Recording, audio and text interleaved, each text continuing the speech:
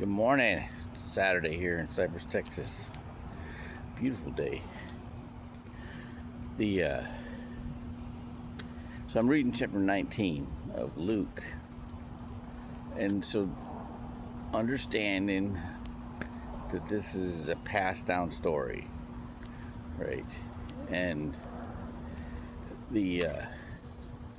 Luke didn't walk with Christ. He was a companion of Paul, who didn't walk with Christ. All right. So there's a lot of stories that are getting retold that were in first-hand accounts about Jesus' walk. That he's, but they'll get embellished on, right? And in Luke, there's a moral. Everything's a moral, right? Which is probably why he, put because he was a companion of Paul. All right, so he's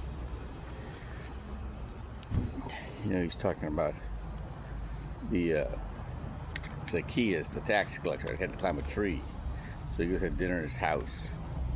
Right, and then he gets people are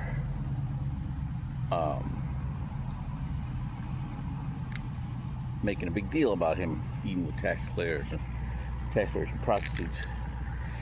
And this is where he tells the story.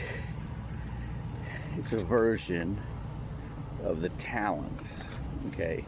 But he didn't say talents, right? He says a master, he leaves and he gives his servants authority over these communities, and one of them doubles the amount of area that he controls. Another one's half again as much. The other one, not at all, right? Which is way different. So he puts a different picture in your mind of, the story, the talents, coins, okay, and then he, then there's the, prophesies about the donkey. And he goes and rides a donkey, and they put all their clothes on the donkey and in front of him, and see, this is where the Good Friday thing, right, where they're putting palm fronds on the road right in front of him. See, it's just it's that. Understand that Paul was a Pharisee, right? And so Paul was always talking about, his teaching was on the law, right? He was a Gnostic, right? Digging into the meaning, the hidden meaning, right?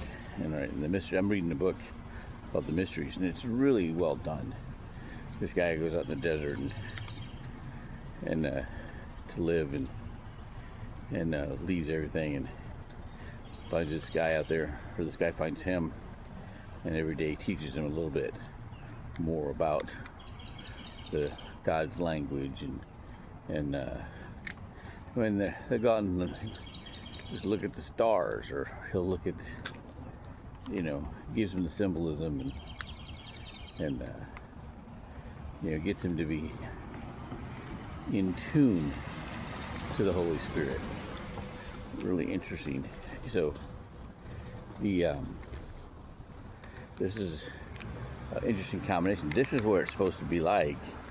It's that combination of Gnostic, which means knowledge, and spirituality, right? And that's feeling the presence of God. All right. Have a good day.